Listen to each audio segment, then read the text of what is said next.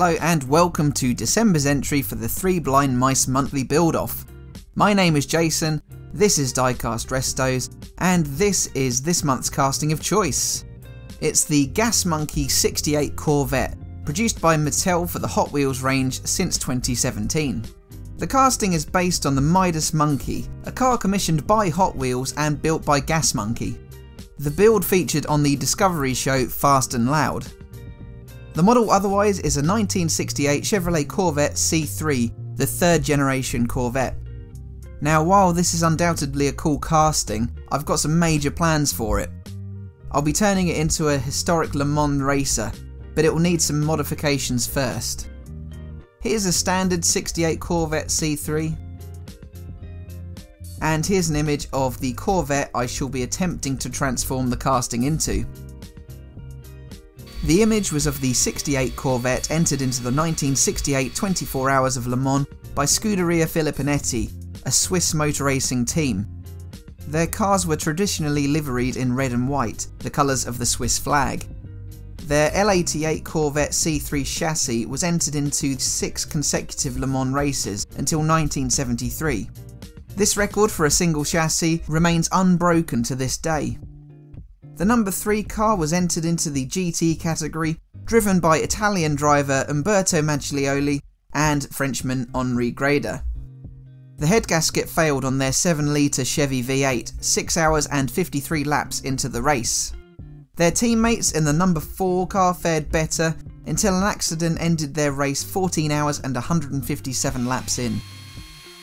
Like my Porsche 917LH from the July build-off, I once again haven't opted to model my recreation on the most successful car, but where's the fun in always showcasing the winningest cars?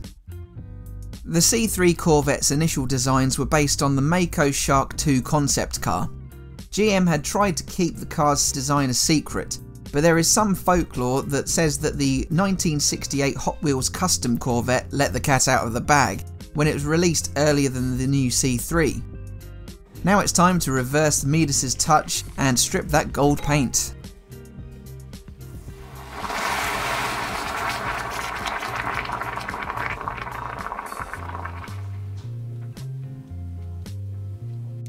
When the initial Sweet 16 Hot Wheels were revealed in summer 1968, Corvette fans would be particularly interested in the GM authorised custom Corvette. The casting was designed by Harry Bradley, and the story goes that Bradley worked for GM shortly before moving to Mattel. Apparently, he snuck out blueprints for the upcoming Stingray and used them as the basis for his Hot Wheels design. Whether this is wholly true or not, I don't know, but it's a great tidbit. My modifications here have seen me remove that big block that rips through the hood, in order to make the car look that little bit more conventional. I'll later fill in the hood and smooth it off.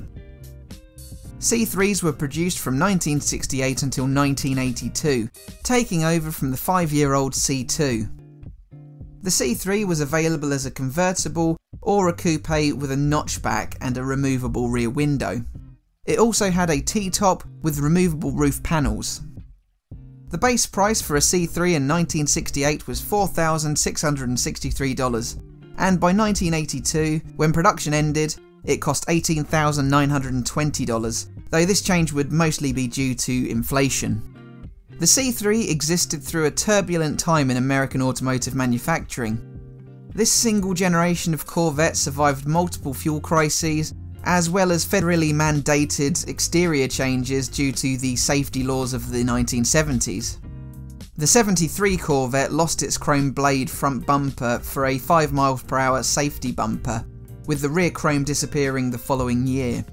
The sports car market was hit hardest during the fuel crises, as manufacturers strived for greater fuel efficiency and improved emissions in smaller engines. Indeed, in 1968 there were 6 engines on offer, 2 small block and 4 big block V8s, but by 1982 there was just 1 small block V8 available. The V8 power output peaked at a reported 560 brake horsepower in 1969, but by the mid-1970s this dropped as low as 165 bhp, mostly down to the emissions requirements. Here you'll see I've split these resin rally headlights and attached them to the body to act as the nighttime spotlights. I just need to fill in some gaps with some plastic putty, but I think these will look half decent. Here are the lower set for the centre, attached to the grille and bumper section. I've also glued those resin side exhaust pipes to the plastic base. Now the whole lot gets primed and painted. The C3's iconic styling has earned it a place in countless TV shows and movies, though not necessarily in starring roles. A C3 did star in the first 2 seasons of Miami Vice, although it was clad in a Ferrari body kit. A number of famous faces own or have owned C3s, including Sylvester Stallone, who had a 1968 custom Corvette, Arnold Schwarzenegger, a whole host of astronauts who GM leased Corvettes to for $1 a year, and most famously, Jimi Hendrix. It is said that Hendrix never had a driving licence, though that didn't stop him buying a 68 model in International Blue. Sure enough, he crashed the car in Benedict Canyon, above LA. According to drummer Mitch Mitchell, had Hendrix swerved left instead of right, he would have driven over a 300-foot drop. Regardless, the car was destroyed. He did buy another in Cortez Silver, but this was sold by his manager to cover massive bills following Hendrix's death in 1970.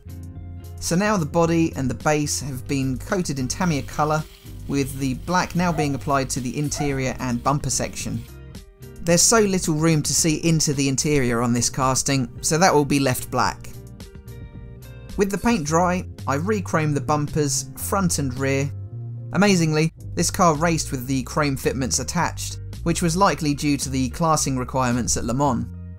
I used a whole host of various websites for images of the real car, as well as a really helpful 1:43 scale model of the car. That helped tremendously with the decal placement in particular. For the first time, I used these superb POSCA 0.7mm paint pens to colour the white fog light surrounds. They look really convincing when finished. The formerly red side exit exhaust pipes are chromed now. Now it's down to the nitty-gritty detailing, picking out the fuel filler cap on the rear, then each of the 4 round tail lights.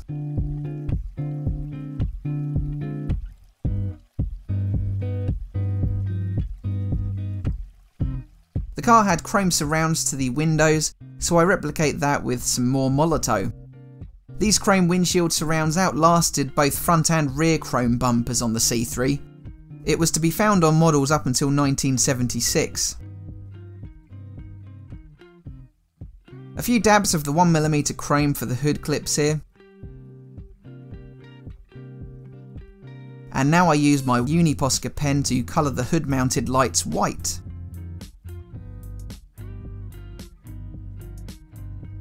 Prior to decal application, I run over the casting markings and creases with CITADEL Gloss NULN oil. Similar to the 917LH, I won't be using any weathering pigments on the Corvette as I think it will look better, fresher.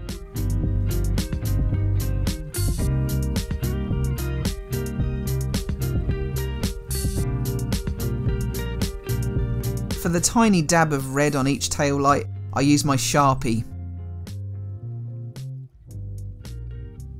Now I begin the arduous process of applying the decals. These decals had sponsors for the fog light covers, so I apply the SAV Marshall logos to all 4.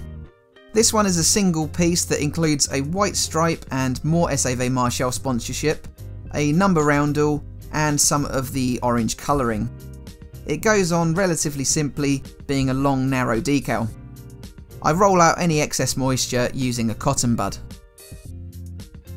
Then I apply some Mr. Mark Softer solution over the decals.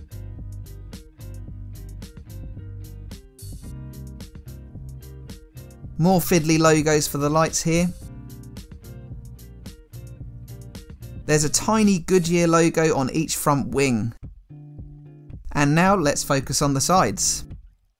These decals are in clusters, including the Scuderia Filipinetti wording, another SAV Marshall logo, and some others I don't really recognise.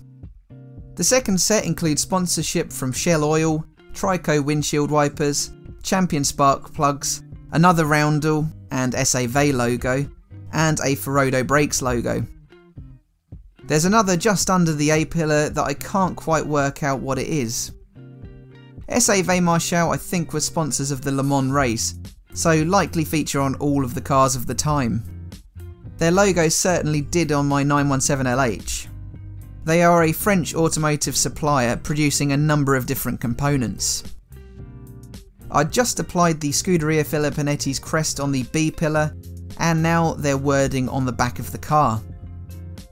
Now I'm applying the white stripe that cuts down the middle of the car in the colours of the Swiss flag. The rooftop stripe connects the front and rear of the car.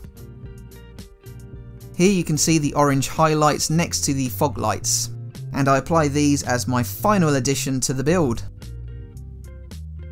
So let's remind ourselves of how the Gas Monkey 68 Corvette looked earlier.